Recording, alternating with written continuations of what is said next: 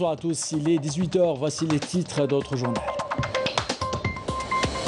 Les bénéficiaires de l'allocation chômage ont reçu aujourd'hui leur carte Chifa par la Caisse nationale des assurances, une carte qui leur donne accès aux soins gratuits dans les différents établissements hospitaliers, une décision prise par le président de la République, Abdelmajid Tebboune.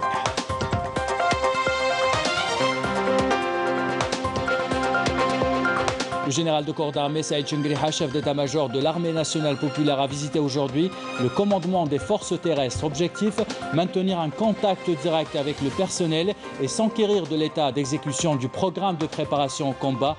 Pour Saïd Chengriha, l'Algérie saura riposter avec force à tous ceux qui s'aventurent à porter atteinte à son intégrité territoriale, à l'unité de son peuple et à sa souveraineté nationale.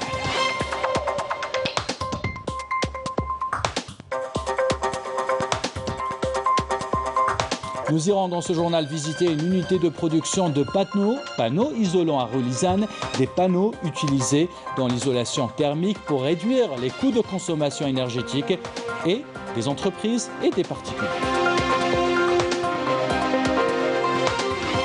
Enfin, quelques jours seulement nous séparent de la célébration de la fête de Eid al-Fitr. Vous êtes déjà à la recherche des bonnes affaires pour les vêtements de l'Aïd. Êtes-vous plus magasin traditionnel ou boutique en ligne? Réponse tout à l'heure. Voilà pour les titres, bienvenue à tous. On entame ce journal par la délivrance de la carte Chifa par la Caisse nationale des assurances aux bénéficiaires de l'allocation chômage. L'opération a démarré aujourd'hui dans les 4 coins du pays. Elle permet à celles et ceux sans activité ou à la recherche d'emploi de bénéficier d'une couverture maladie gratuite et ce conformément aux directives du président de la République, Abdelmajid Tebboune. Tour d'horizon avec nos stations régionales, commentaire signé Amel Barba. Les premières cartes Chifa accordées aux bénéficiaires de l'allocation chômage ont été distribuées aujourd'hui dans les centres CNAS. Et ce, conformément aux engagements du président de la République, Abdelmajid Tebboune. Une mesure saluée par les bénéficiaires. Désormais, ils disposeront d'une couverture sociale, notamment en matière de prestations et de remboursement des frais de soins. Cela fait 3 ans que je souffre d'une maladie chronique. Je ne possède même pas de carte Chifa. Grâce à la décision du président de la République, je peux enfin bénéficier de cette carte et acheter mes médicaments. Cela fait une année que j'ai fini mes études universitaires. J'ai obtenu mon allocation chômage et aujourd'hui je viens retirer ma carte Chifa. La Caisse nationale des assurances sociales des travailleurs salariés appelle l'ensemble des bénéficiaires de l'allocation chômage ne disposant pas de carte Chifa à se rapprocher de ces centres pour obtenir cette pièce et bénéficier de ces services. Conformément aux orientations du président de la République, la CNAS lance officiellement à partir d'aujourd'hui l'octroi des cartes Chifa aux bénéficiaires de l'allocation chômage.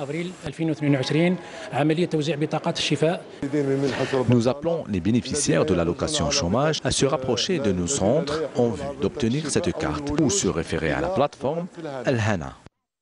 Même engouement pour la carte Chifa dans les wilayas du sud du pays. L'exemple ici dans les différents centres CNAS de Tamanrasset et Wirgla qui ont connu une forte affluence à l'occasion du lancement de cette opération. Je remercie le président de la République pour cette décision qui vient à point nommé. Nous avons bénéficié de toutes les facilitations pour obtenir la carte Chifa. Nous sommes vraiment contents. Autant de décisions salutaires qui contribue à lutter contre la précarité et encourager l'insertion professionnelle et sociale. Ce communiqué maintenant du ministère du Travail, de l'Emploi et de la Sécurité sociale, le ministère a constaté ces derniers jours la diffusion d'un communiqué par voie de la presse et sur les réseaux sociaux émanant de certaines organisations syndicales activant principalement dans la fonction publique, regroupées plutôt au nom d'une coordination dénommée Syndicat algérien du secteur de la fonction publique et d'une organisation dénommée la Confédération des syndicats algériens. Selon ce communiqué, ces organisations syndicales envisagent envisage d'organiser un mouvement de contestation pour revendiquer l'amélioration du pouvoir d'achat. Le ministère attire l'attention des organisations syndicales concernées sur le fait que la coordination des syndicats algériens n'a pas reçu à ce jour le récépissé d'enregistrement de sa déclaration de constitution lui permettant d'activer légalement, et ce pour non-conformité du dossier aux dispositions de la loi numéro 90-14 du 2 juin 1990 relative aux modalités d'exercice du droit syndical. De même, il convient de souligner que cette coordination syndicale dénommée SAS-FP n'est pas une organisation syndicale reconnue au sens des dispositions de la loi 90-14. Par conséquent, tout mouvement initié par cette coordination est considéré comme une violation des dispositions légales en vigueur en matière d'exercice du droit syndical. Ce communiqué du ministère du Travail rappelle les différentes mesures qui ont été prises par le gouvernement pour soutenir le pouvoir d'achat du citoyen à travers les subventions des produits de large consommation, la revalorisation des salaires, la revalorisation du salaire national minimum garanti, la revalorisation des pensions de retraite. Dans ce communiqué, le ministère du Travail, de l'Emploi et de la Sécurité sociale appelle les travailleurs à la vigilance et rappelle que les portes du ministère demeurent ouvertes au dialogue dans le respect de la loi algérienne. Dans l'activité parlementaire maintenant, une séance plénière du Conseil de la Nation a été consacrée aux questions orales destinées à 4 départements ministériels, la jeunesse et les sports, la poste et les télécommunications, l'agriculture et du développement rural et les travaux publics. À l'Assemblée populaire nationale, maintenant, le président de l'APN, Brahim Bourali, a présidé les travaux du lancement de la journée d'études concernant la loi 1209 qui concerne les associations. Une journée organisée par la commission jeunesse et sport de l'APN. Lors de cette rencontre, Brahim Bourali a insisté sur l'importance d'armer les associations avec des outils juridiques pour leur permettre de répondre aux préoccupations des jeunes, et ce, conformément aux directives du président de la République, Abdelmajid Tebboune. Je vous propose de l'écouter. Il est temps d'étudier avec beaucoup d'intérêt le texte de loi numéro 0612 du 12 janvier 2012 relatif aux associations, en prenant en considération les mutations et le développement que connaît l'Algérie, notamment en matière de législation. Ce texte ne répond plus aux exigences de l'Algérie nouvelle, aux règles constitutionnelles de 2020 et à la vision du président de la République qui accorde une importance particulière au rôle de la société civile de manière générale et aux associations en particulier dans l'encadrement de la société et son organisation, suivant ce que requiert l'état de droit auquel aspire cette même société. Dans la dynamique de ses visites aux différentes composantes de l'armée nationale populaire durant le mois sacré de Ramadan, le général de corps d'armée Saïd Chengriha, chef d'état-major de l'armée nationale populaire, a effectué aujourd'hui une visite de travail d'inspection au commandement des forces terrestres. Une visite qui s'inscrit dans le cadre de l'attention que porte le haut commandement de l'armée nationale populaire au contact direct avec le personnel. Une visite qui vise aussi à s'enquérir de l'état de l'exécution du programme préparation au combat des forces, ainsi des conditions de vie et de travail du personnel des forces dans leur disponibilité pour faire face aux défis actuels à venir. Pour Saïd Chengriha, l'Algérie saura riposter avec force à tous ceux qui s'aventurent pour porter atteinte à son intégrité territoriale, l'unité de son peuple et sa souveraineté nationale. Les détails avec Yasmine Messaouti. Après la cérémonie d'accueil, le général de corps d'armée a observé en compagnie du général-major Ammar Atamnia, commandant des forces terrestres, un moment de recueillement à la mémoire du shahid Didouche Morad, dont le siège du commandement porte le nom.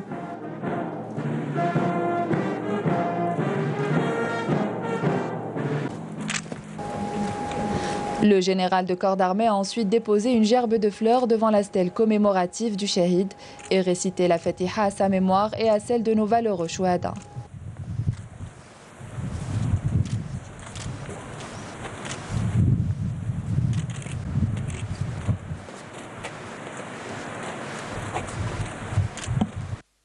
Par la suite, le général de corps d'armée a tenu une rencontre avec les cadres et les personnels du commandement des forces terrestres, où il a prononcé une allocution d'orientation suivie par vidéoconférence par l'ensemble des unités de ce commandement. À ce titre, il a affirmé que l'armée nationale populaire poursuit l'exécution d'un large et ambitieux programme de modernisation et de renouvellement des capacités de son corps de bataille, ajoutant que l'ANP est totalement consciente que l'Algérie est bien plus qu'un simple territoire géographique, mais constitue une présence civilisationnelle et un pays qui connaît parfaitement ses frontières terrestres et n'a aucune ambition expansionniste. يواصل الجيش الوطني الشعبي بتوجيه من السيد رئيس الجمهورية. L'armée nationale populaire poursuit à la lumière des orientations de Monsieur le Président de la République, chef suprême des forces armées, ministre de la Défense nationale, et dans le cadre de ses missions constitutionnelles, l'exécution d'un large et ambitieux programme de modernisation et de renouvellement des capacités de son corps de bataille, afin de réunir les meilleures conditions d'aptitude et de disponibilité opérationnelle à même de lui permettre de relever les défis liés à la défense nationale et d'accomplir ses missions de façon exemplaire. Cet ambitieux programme que nous sommes déterminés à concrétiser tire sa source de la profonde conviction que l'Algérie représente pour nous au sein de l'armée nationale populaire, bien plus qu'un simple territoire géographique, mais constitue une présence civilisationnelle ancrée dans les profondeurs de l'histoire et un pays qui connaît parfaitement ses frontières terrestres. Il n'a point d'ambition expansionniste, car sa doctrine est éminemment défensive.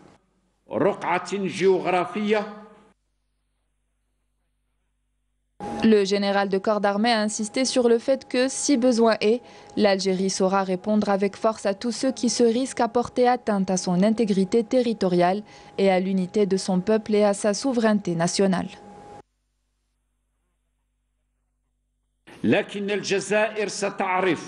L'Algérie saura en contrepartie comment riposter avec force à tous ceux qui s'aventurent à porter atteinte à son intégrité territoriale, à son unité populaire et sa souveraineté nationale, et avancera avec des pas sûrs dans son glorieux parcours et son noble projet, celui d'être ce qu'elle veut devenir et non ce que l'on veut qu'elle devienne.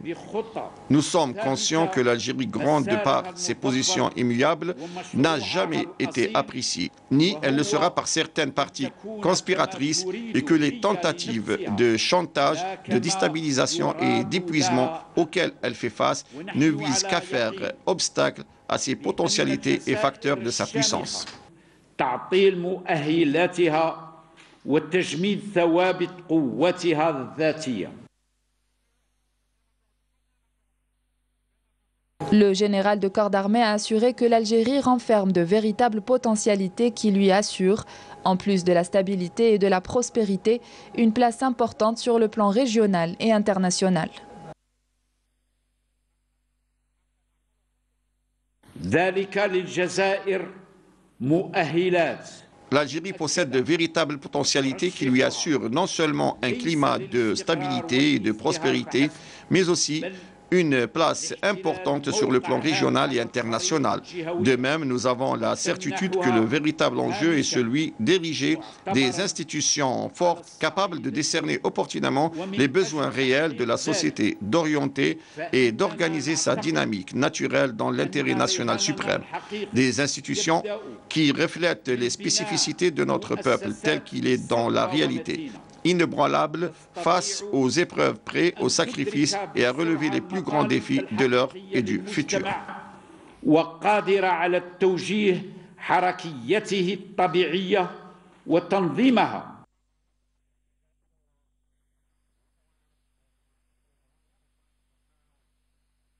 Au terme de cette rencontre, le général de corps d'armée a donné des instructions et des orientations visant à relever le rendement de nos forces terrestres, avant d'écouter longuement les interventions et les propositions des cadres relevant de ce commandement.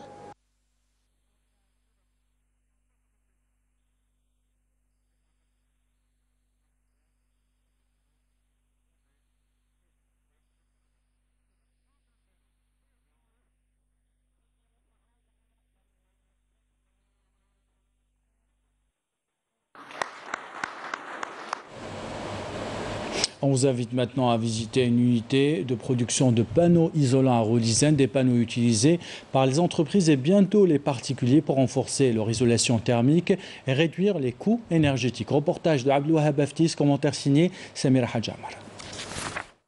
Située dans la zone industrielle de Sidi Khattab, à Rolisène, cette unité spécialisée dans la fabrication de panneaux sandwich a une capacité de production annuelle de plus d'1 million d'unités. Son succès, elle le doit à ses 60 employés diplômés et universitaires. J'ai fini mes études en 2018. Je suis resté au chômage pendant 2 ans. Ensuite, j'ai été recruté ici en 2020. Avant, je pensais à quitter le pays, mais depuis que j'ai décroché ce travail, j'ai repris espoir. J'ai fait mes études à l'université de Mostaganem. J'ai intégré l'entreprise Suipanel en 2019. C'est une chance pour moi. J'espère qu'il y aura plus d'investissements de ce genre pour permettre la création de postes d'emploi au profit notamment des diplômés universitaires. Les mesures exceptionnelles mises en place par les pouvoirs publics, notamment l'octroi de permis d'exploitation temporaire, ont favorisé la relance des activités de beaucoup d'entreprises comme celle-ci.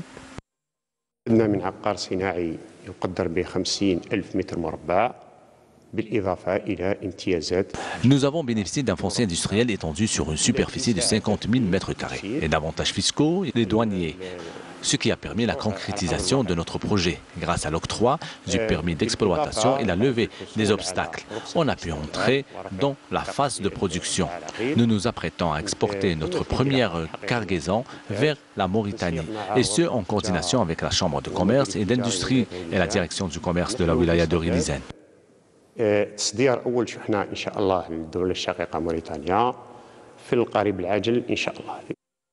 Cet investissement est un modèle de réussite qui reflète l'efficience des mesures proposées par les pouvoirs publics pour encourager l'investissement, étant un moteur de développement local. Et à quelques jours de la célébration de l'Aïd, c'est déjà la ruée vers les magasins pour acheter les vêtements de l'Aïd. Quels sont les budgets alloués par les familles algériennes pour cette fête? Préfèrent-ils acheter en ligne ou préfèrent-ils les magasins traditionnels? Réponse dans ce reportage de Samira Hadjamar. C'est une fête qu'il faut célébrer, qu'il faut être joyeux, il faut faire plaisir si on peut, mais pas au-delà du raisonnable, c'est tout. Acheter des vêtements pour célébrer l'Aïd el-Fitr est une tradition bien ancrée en Algérie, mais une tradition qui a un coût. Et depuis quelques années, il est de plus en plus élevé. La vérité, بزاف راهم غاليين حوايج العيد وبزاف غاليين. كل وحده وكيفاه وحده تجي تحط 20 000, 15 000, 30 000, يعني على حسب le budget تاعها. C'est énorme. Comme j'ai un garçon adolescent, donc il porte du M homme, donc ça a changé. Enfin, le budget a complètement changé. C'était de l'enfant à l'adulte. Et donc, question adulte, le budget était quand même assez conséquent. À peu près dans les 30 000 dinars. Le mode d'achat des vêtements a lui aussi changé. Par Internet ou au kilo, tout est fait pour inciter le consommateur à acheter encore plus.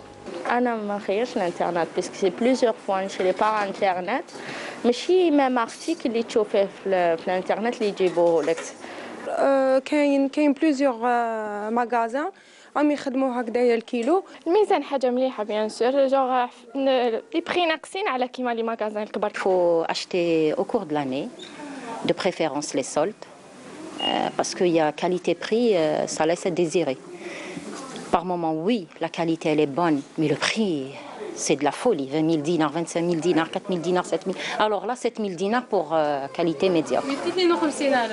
Un vrai casse-tête pour trouver la bonne affaire tout en faisant plaisir à ses enfants et conserver l'esprit de cette fête joyeuse. Et ainsi va l'actualité. Ça fin ce journal. L'équipe de la rédaction qui l'a préparé, l'équipe technique qui l'a réalisé vous remercie de l'avoir suivi. Merci pour votre fidélité. Saraf Toko.